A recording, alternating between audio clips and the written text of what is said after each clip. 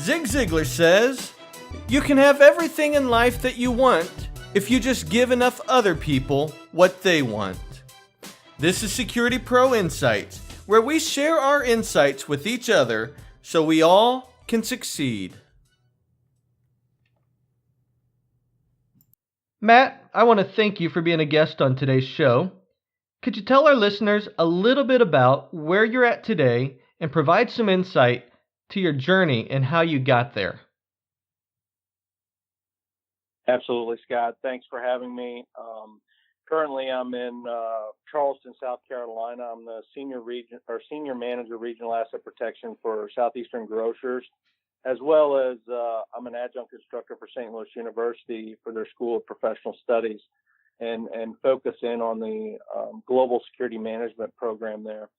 I've been in the loss prevention, asset protection, security world since I was 17 years old. I started whenever I was a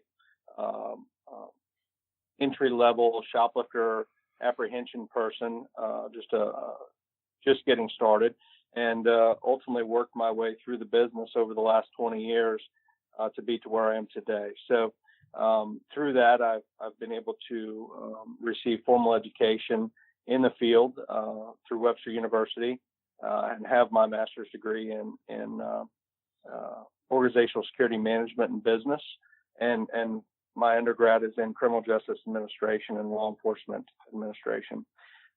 Throughout the years, I've been very fortunate and been able to be part of many organizations, currently active in the Loss Prevention Foundation, which is the LPF, ASIS International, Coalition of Law Enforcement and Retail, which is CLEAR, and International Association of Financial Crime Investigators, the IAFCI.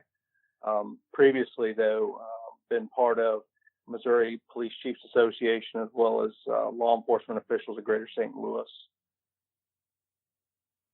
I'm not really sure how you find time for all of that involvement, but in an upcoming show, we're going to be talking a lot about networking. It sounds like you find your fair share of networking opportunities with all these associations. Scott, it's critical in today's world to have, I want to say, friends in the organizations out there that help. You may have a problem that you have not experienced before, but your peers may have. It allowing that open conversation and networking really allows for transition and education and the ability to grow programs or build items within a program that you don't have or have the experience of. So it's critical in today's world. Absolutely. And again, for the listeners, it's a bit of a teaser, and I do not know the exact episode number yet on this, but it is booked. The interview is booked. We will be having a complete podcast dedicated to networking and best practices in that area. One of the things that jumped out to me was you started when you were 17 years old. You were just a kid, literally. You've got 20 plus years experience in here. The other day, I was thinking about a friend of mine, and I was thinking back to college, and I'm aging myself a little bit, and I realized that in college, I was one of the very first users of the internet on the college campus.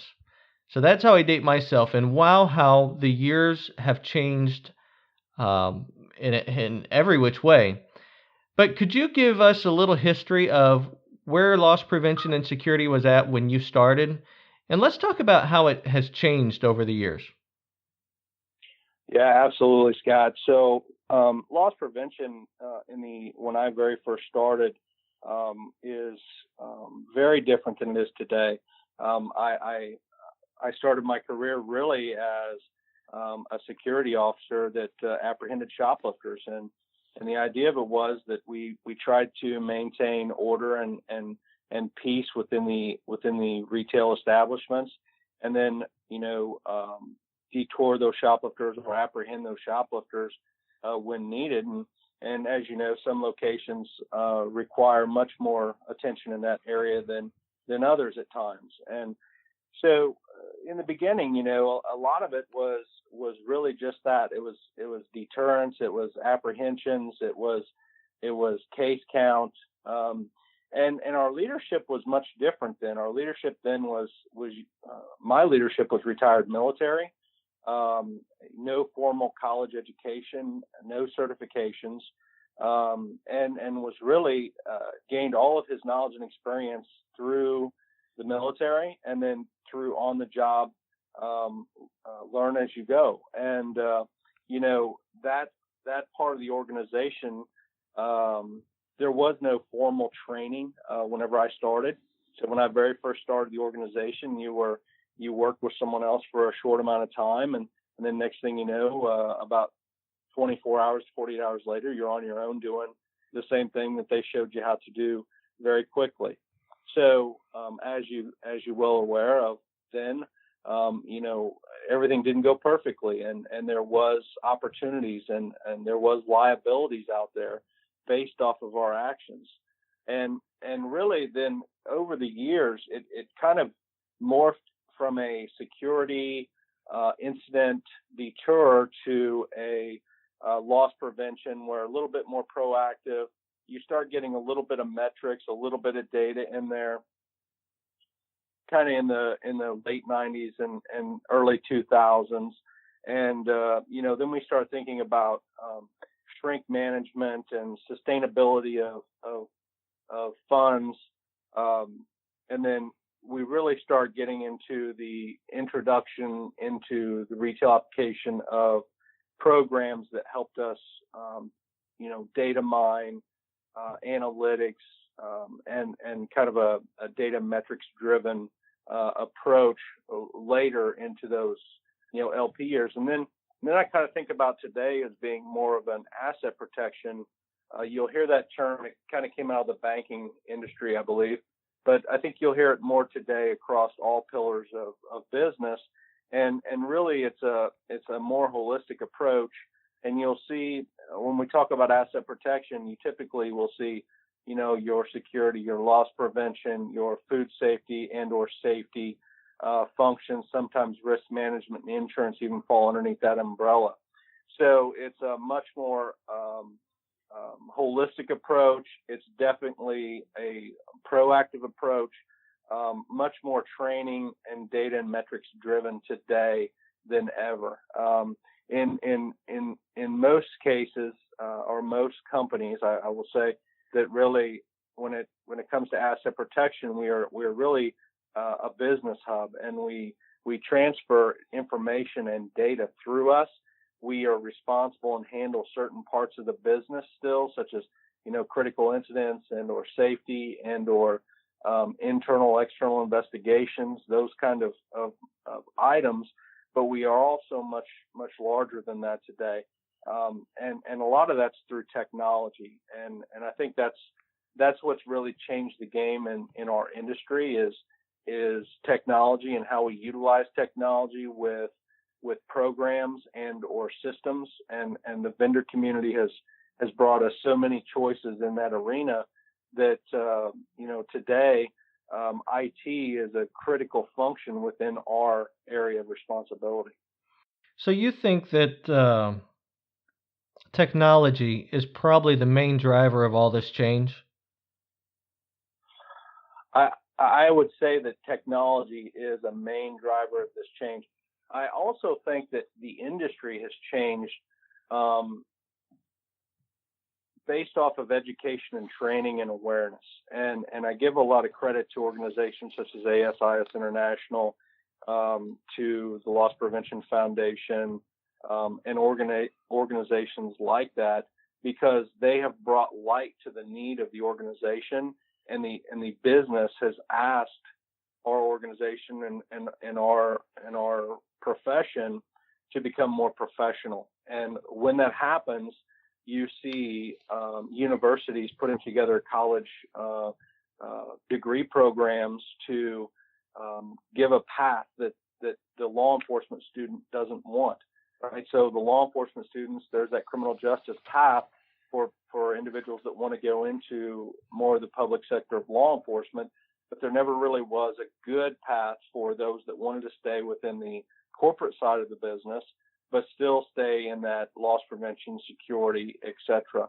So I think it's a good combination, but I think technology is one of the things that brought a lot of the attention to our industry that helped that path. And that's what I believe that's what drew some of the younger generations today into that college path, or that certification path, if you will, to get into our industry and stay.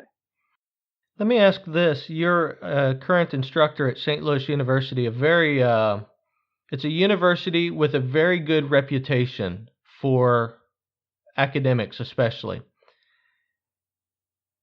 Many people, and I think many young people, still view security. When they hear the word security, when they hear the word loss prevention, their mind immediately goes to what you were when you were 17 years old, just as a guy, possibly in a uniform, possibly not, apprehending robbers. And as we'll continue to talk, our industry has drastically changed. But what can we tell these younger people so that they understand that there is a much greater opportunity within this space, and that it's not as boring as their mental picture might make it out to be?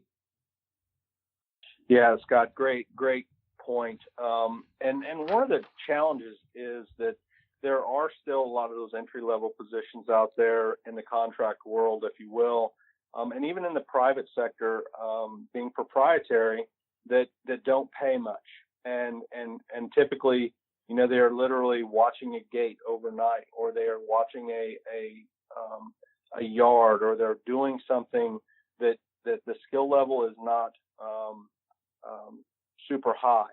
So what we have to do is we have to continue to educate, and we have to continue to put forth that professional image of our industry and of our field, to continue to draw and attract good talent that understands that there's much more to our industry than what we may see on TV, or what they may understand it to be true. So to the point, I really think it's around the education. It's about getting the information out there into, even into our technical programs in high schools, that allow those individuals, those young people getting ready to exit into the workforce or continue on to college, and look for those opportunities, and then understand that there are options when they're selecting their career paths. And that may even, I know St. Louis University has done a great job with ensuring that all of our counselors are well versed in our program that we offer there, as well as the opportunities for young people in the private security industry. Putting cybersecurity aside, and we all know that that is a major, major topic of interest and very technology driven. But again, putting that aside, we talked about the entry-level jobs of some guys that might be on an overnight shift to watch a gate, to watch a process, whatever the case may be. But the reality is, cameras these days are providing amazing image quality. The analytics are coming to a place where they can drive a proactive event, so we actually know when and what to be looking for. And in many cases, quite frankly, a lot of the integrators and alarm dealers now can monitor that video remotely based upon the events, doing away with the need of a guy just sitting and watching something. I say all that to lead. Do you see a day, though, where these loss prevention security leaders will need to be more technology focused than law enforcement focused? How's that? To where they're now driving the technology of the event rather than them being the eyes. Yeah, absolutely, Scott. I think we will see that in our lifetime for sure. There are still opportunities in our leadership teams out there to fully trust and encapsulate themselves into the technology field, and for whatever reason, there's some that choose not to dive into that just yet. So that will be coming, I believe. As you say, it's very commonplace today.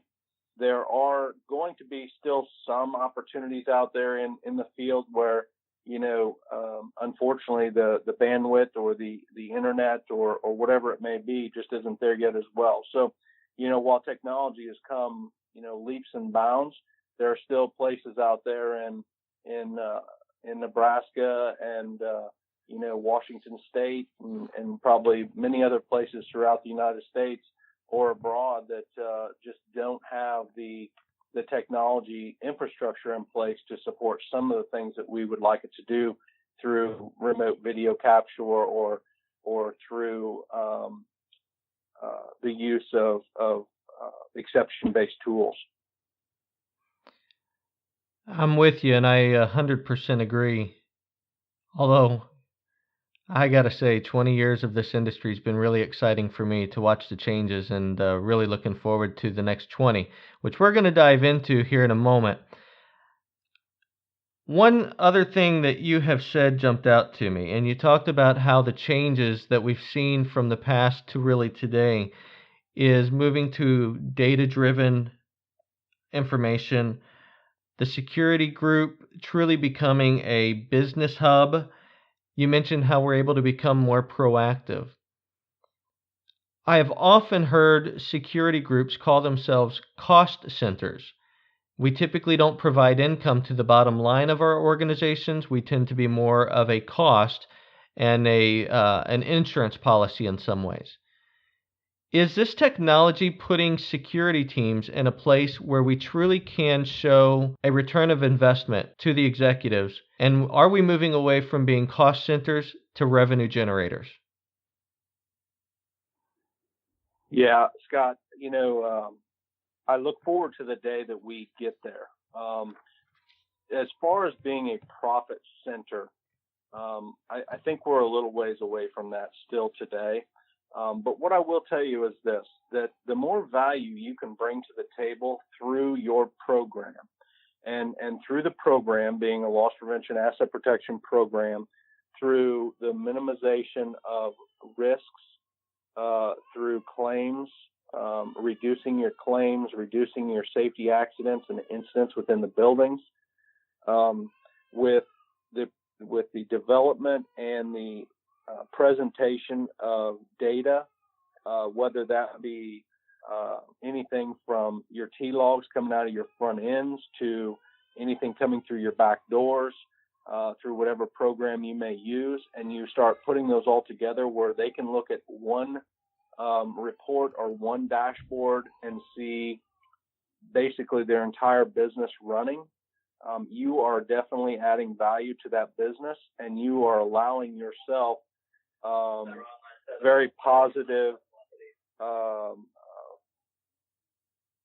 review, and not just being a cost center. And that's one of the things that I'll talk about a little bit later is whenever you are just a cost center and when times get tough, you are easily not part of the team any longer. And that's why, as leaders within our organization or within the asset protection, loss prevention, security arena, we have to find ways to integrate ourselves to be part of that business or be a business hub within that organization, so they cannot just eliminate us because we are a cost. We are an intricate piece. We are doing something for the business that is considered business critical, and that we deliver flawlessly. And those are the critical pieces to that for a long-term successful operation and program.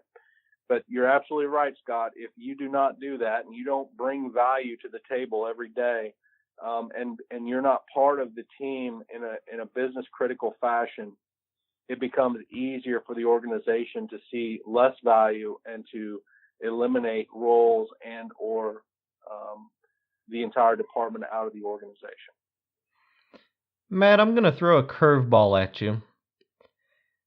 We like stories. I think most of us learn from a story, especially an example. You have many years of experience at this point. Do you have a story that comes to mind where you have been able to utilize the technologies that many would consider a cost and used them in a way that at least they provided some value and was able to show security in a different light to your organization? Absolutely, Scott. There's multiple examples I could use, ranging from training platforms to data analytics to programs that are really exception-based programs such as SysRepublic. But one of the main ones that I think about was more recently here, and it was a program called Profitect. Profitect was a product that really captured not only the incidents, if you will, or the exceptions in the business, but it also captured all of the transactional data throughout the organization. And our business at the time really leaned heavily on us for that data, to see their daily data input, such as whether it be sales, whether it be known loss, whether it be exceptions, whatever it may be. It was the tool that the organization used, and not only used but depended on to run their business on a daily basis. Another technology I wasn't quite aware of, and that's why I love this podcast. I learn myself every day. Well, thank you for sharing that. We've talked a little bit about where the industry has been, where it is today. Can you pull out your crystal ball and give me an idea where you think we're headed? Yeah, that's the $1 million question, Scott. And I think if you listen to security professionals across the industry, they're all trying to do the same thing, and each niche has their own future scaling opportunities, as well as where they think the markets may lead. The online programs have really thrown a curveball at the industries, I believe. You're seeing, the industry get smaller in general out there when it comes to retail markets.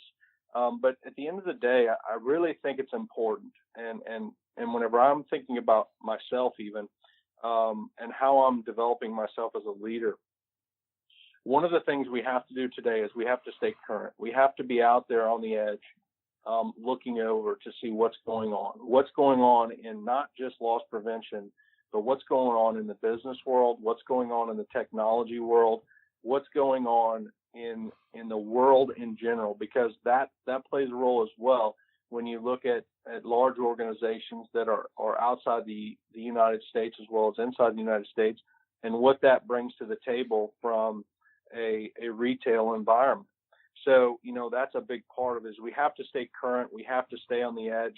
We have to stay engaged with our profession, and there's many ways to do that, through certification, through formal education, through trade groups, through trade shows. But nevertheless, it is critical. I think the other piece of it is that we really continue to focus on those partnerships. We spoke a little bit about them earlier, but understand what's going on out there across all functions, and not just our function in our little world, but across the entire industry, as well as the entire footprint in which we play. I think also that we have to remember that in today's world, in today's businesses, that there is not a lot of fat. Everything has been trimmed down. It is down to the operational essentials and the business critical functions. And with that comes a responsibility for us to execute flawlessly. I believe that, if you want to be successful or have a successful program today, you have to be right. You have to execute flawlessly. You have to be part of the team. You have to be a leader in the organization, and you have to be well respected. If any of those things start falling off, you will lose credibility in your organization, as well as potentially the industry. So, I think those things are very, very important. I think also that sometimes we get so busy that we forget we're not firefighters. And I use that term with the utmost respect, but at the end of the day, sometimes we create our own emergencies. And at the end of the day, there really aren't that many emergencies that we deal with. Now, we all know that we do have emergencies we deal with, but it's not 24/7, 7 days a week. And it's definitely not 5, 6 days a week that we're in the office, that we're running around. So, it's very critical that we plan our work and we work our plan. If we don't do that, then we lose focus. And one of the things that I always tell my team is don't get lost in today, because today will be over no matter what, and we will forget about tomorrow and next month and our 1 year, 3 year, 5 year, 10 year goals, and in an organization or within a department. So, it's critical that we stay focused, but we also zoom out enough to understand where we're going and not get lost, for the trees, if that makes sense. I think technology is going to continue to be a huge part of our industry. I think that there's going to continue to be vendors out there that create and develop. I think that we're going to see much more online transactions over the next few years. One of the things that I think we're going to see is more, we've had it, but I think you're going to see even more integration with camera systems and with, exception reporting, and with companies such as I spoke of earlier that allow for a one-stop kind of premier shop. I think, to be honest, I think that some companies may start developing them themselves, and we've seen that with Microsoft and Amazon, IBM. Of course, they create solutions to sell as well, but I think you're going to see more internal creations, because it's a way to save cost, and especially if they have the resources and or the team to do those kind of things. I think we'll see a little bit more of that going forward as well. I definitely do not disagree with anything you said, and it's a changing, and there's a lot of unknowns, and all we can do is set our plan, set our course, stick to that plan, provide value to those around us, network, as we discussed in the beginning, to ensure that as things change, we are fluid enough to change with it and be in a good position to adjust to wherever that change may take us. You talked about planning our work and working our plan. I think many of us have heard that before. It's one thing to hear that, it's one thing to know that, it's a totally different thing to live that. How have you found yourself successful in sticking to your plans and not getting distracted by the fires that you mentioned earlier?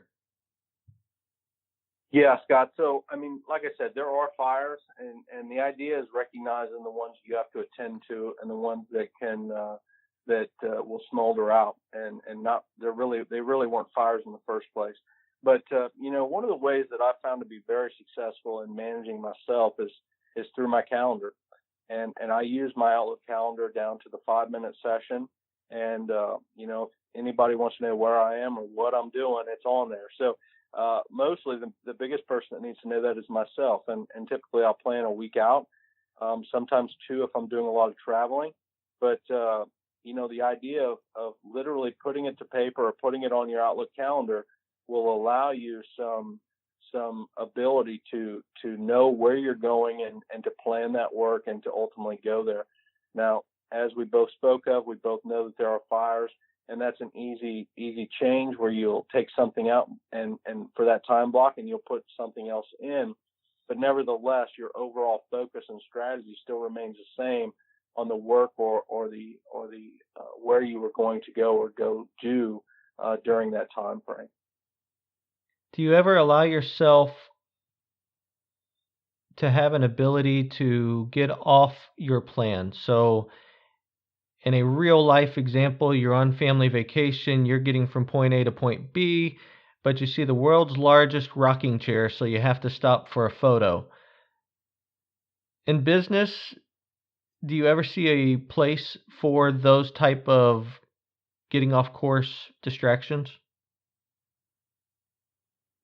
Yeah, absolutely, Scott. I think the idea of it is that whenever you're looking at a calendar management type system like I use, there's, you're the one that put that in there. No one else did. And sometimes that is just for you. Sometimes you're not actually meeting with someone else. you are just going someplace, or you're going to a process, or you're going to a meeting. And there are times where, there's travel time built in there, so on and so forth, that'll allow you some of that stuff. And what I will tell you is this, and this has been somewhat that I've been pretty non-negotiable on, unless something truly was business critical, is when I'm with my family on vacation or PTO, I typically don't engage. And I do that for many reasons, but one, it's been very beneficial to my family life because, during the normal work week or et cetera, we do work many hours at many different hours that are not 8 to 5. And, we take away a lot. But during that family time away, I try to stay very focused and be in the moment for that. And then whenever I come back, and I make arrangements to do that, I have people covering for me while I'm gone, and trust that they're going to do as I would do while I was here. And those are, again, are relationships that you build leading up to. And you don't just throw somebody into a role they're not prepared for, or ask someone to cover that's not equipped to do so. But absolutely, you have to be somewhat flexible. But again, you own that schedule. So, you can do that, but overall, your macro concept doesn't change. You're still going in the same direction. I'm glad you mentioned that about family vacation, by the way. It's a complete sidebar from the topic of what we typically talk about in the security world. But listeners, I do the same.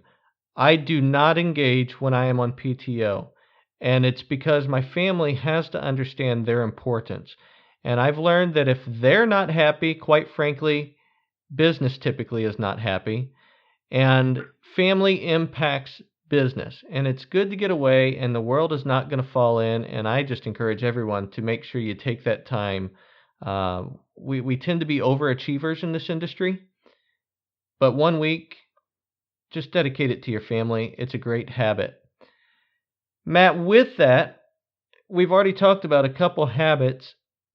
Are there any other habits you have in your life that you would recommend? Again, let's look at your students. Here they are looking to you. They want to be you one day.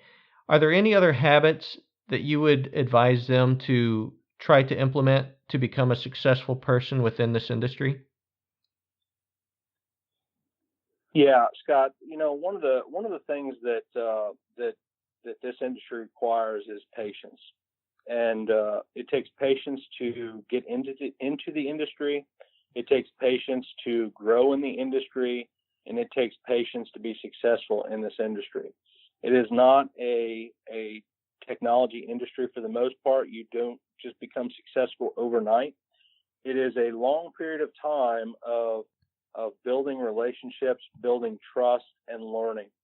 And it takes a good amount of time to do that. So one of the very first things that I share with my students is that specifically is to be patient, set a course, understand what you want to do, and that it is not immediate gratification. It is something that comes with time.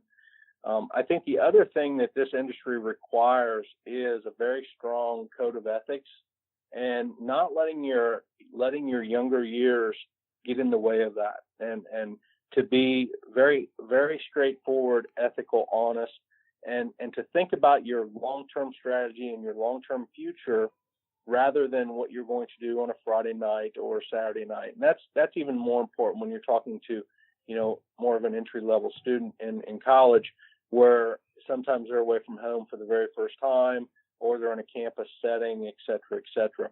So while most of the people that take the law enforcement track or the security management track understand that going in, it's also something that I remind them for more of a long-term strategy, because it is the long process. It's not quick. It is something you have to be diligent about and think about all the time.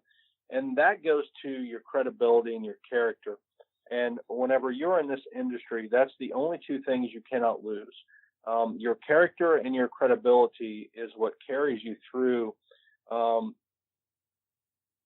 what I consider the more intricate parts of corporate investigations, or your loss prevention, asset protection, security mindset. Well, Matt, I'm going to end with one final question. Again, I'm going to take the role of one of your students. I've come up to you. I want to grow in this industry. I want to grow as a leader. I happen to know that you're passionate about leadership. What is one book, one resource that you would recommend to me to get my hands on in order to grow in the area of leadership? There are many books out there related to leadership. One that I think is an absolute must. Most companies have their leaders read it at some point, but the 1 Minute Manager is still a critical book or a read when it comes to managing others. Leadership from another perspective. Another book that I really, really enjoy is What Got You Here Won't Get You There. It talks a lot about the ideas of how we have to change. Of course, we have Who Moved My Cheese, which is another book about change. And I think it's so critical because our industry, as well as business in general, changes so frequently. And we have to be nimble enough to move through that and understand that and not get caught up into the other pieces of change management. And probably the last one that I recommend right off the bat is Seek to Understand Before Seeking to Be Understood. And that's a book that really talks about whenever you're coming in, that you're really trying to understand what's going on before you initiate change or before you impose your will and or processes. And that book, I think, also leans back to what I spoke about earlier about patience and about understanding where you want to be and how long it's going to take to get there and good goal setting. So if you were going to ask me top of the book, those ones come to mind right away that I think are really critical. There's hundreds more out there. I believe that depending on what your individual needs may be or what leadership skills you want to obtain, there's tons of resources out there to look at. Well, what I hear you say is there's lots of books. The key is to make sure you're either listening to them or reading them and taking advantage of that content that is available to each and every one of us. The only thing I'm going to say about Who Moved My Cheese, in my 20 plus years of experience, and that was one of the very first books I was told to read around 20 years ago. The world is changing fast, but I do think the cheese kind of moves slowly. And often you do not notice that it's moving until you turn around and it's gone. Just be aware that it is constantly in motion. Well, Matt, I just want to thank you for your time today. I want to thank you for all your insights to our listeners. I know I appreciate it. I'm sure they appreciate it. And again, just thank you for all your insight you've provided to each and every one of us. Thanks, Scott. Greatly appreciate being on the cast.